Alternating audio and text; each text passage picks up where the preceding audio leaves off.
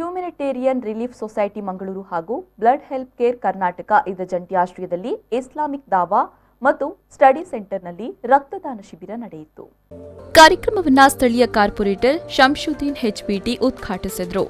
HRS Mangaluru ಸದಸ್ಯರಾದ ಮೊಹಮ್ಮದ್ ಮುಹಿಸ್ಸಿನ್ ರವರು ಕಳೆದ ಹಲವಾರು ವರ್ಷಗಳಿಂದ ಎಚ್ಆರ್ಎಸ್ನ ಕೆಲಸ ಕಾರ್ಯಗಳ ಬಗ್ಗೆ ಸವಿಸ್ತಾರವಾಗಿ ವಿವರಿಸಿದರು.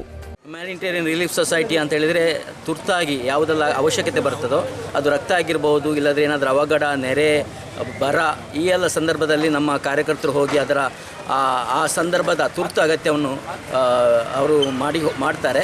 ಮತ್ತು ಇದು ಎಲ್ಲ ಜಾತಿ ಮತ ಭೇದವಿಲ್ಲದೆ ಯಾರು ಬಡವರಿದ್ದಾರೋ, ಯಾರು ಹಸಿದವರಿದ್ದಾರೋ, ಯಾರು ಅಗತ್ಯದ ರೋಗಿಗಳಿದ್ದಾರೋ ಅವರ ರೋಗಿಯ ರೋಗ ನೋಡುವುದು ಬದಲಾಗಿ ಧರ್ಮ ನೋಡದೆ ಅವರ ಸೇವೆಯನ್ನು ಮಾಡುವಂತಹ ಸಂಸ್ಥೆಯಾಗಿದೆ.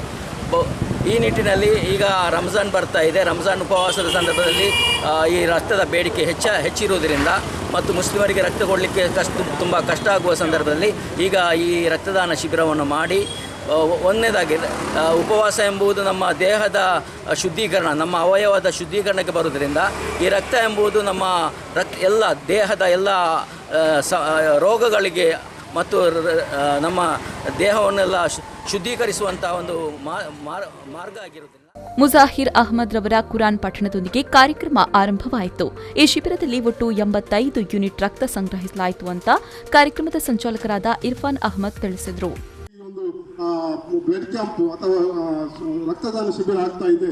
ಇದು ಒಂದು ಜಮಾತ್ ಇಸ್ಲಾಮಿ ಒಂದು ಪಾರ್ಟ್ ಮಾತ್ರ ಆಗಿದೆ. ಇಂಥ ಹಲವಾರು ಕೆಲಸಗಳು ಸಮಾಜ ಸೇವೆ ಅಥವಾ ಇಲ್ಲಿ ಯಾವುದೇ ಒಂದು ಜಾತಿ ಭೇದ ಇಲ್ಲದೆ ಎಲ್ಲ ಮನುಷ್ಯರಿಗೆ ಸಮಾಜದಲ್ಲಿ ಎಲ್ಲ ಮನುಷ್ಯರನ್ನು ಗೌರವಿಸಬೇಕು, ಎಲ್ಲ ಮನುಷ್ಯರಿಗೆ ಸಮಾಜದಲ್ಲಿ ಒಳ್ಳೆಯ ರೀತಿಯ ಕೆಲಸ ಆಗಬೇಕಂತ ಭಾವಿಸಿಕೊಂಡು ಜಮಾತ್ ಇಸ್ಲಾಮಿ ಕಳೆದ 70 ವರ್ಷದಲ್ಲಿ ಇಂತಹ ಕೆಲಸ ಮಾಡ್ತಾ ಇದೆ. ಆದ ಕಾರಣ ನಾನು ನಿಮ್ಮೆಲ್ಲರಲ್ಲಿ ವಿನಂತಿಸುತ್ತೇನೆ ಅಂತ ಹೇಳಿದ್ರೆ, ನಮಗೆ ಎಲ್ಲ ರೀತಿಯ ನಿಮಗೆ ಸಾಧ್ಯವಾದಷ್ಟು ಎಲ್ಲ ರೀತಿಯ ಸಹಕಾರವನ್ನು ನೀವು ಕೊಡಬೇಕು. ಈ ವೇಳೆ ಕೆಎಂಸಿ ಆಸ್ಪತ್ರೆಯ doctor Harish, blood help care Karnataka ಇದರ ಸದಸ್ಯರಾದ ನಜೀರ್ ಹುಸೈನ್, ಜಮಾತೆ ಇಸ್ಲಾಮಿ ಹಿಂದ್ ಕುದ್ರೋಳಿ ಇದರ ಸಂಚಾಲಕರಾದ ಝಾ ಮಕ್ಬುಲ್ ಅಹಮದ್ ಉಪಸ್ಥಿತರಿದ್ದರು.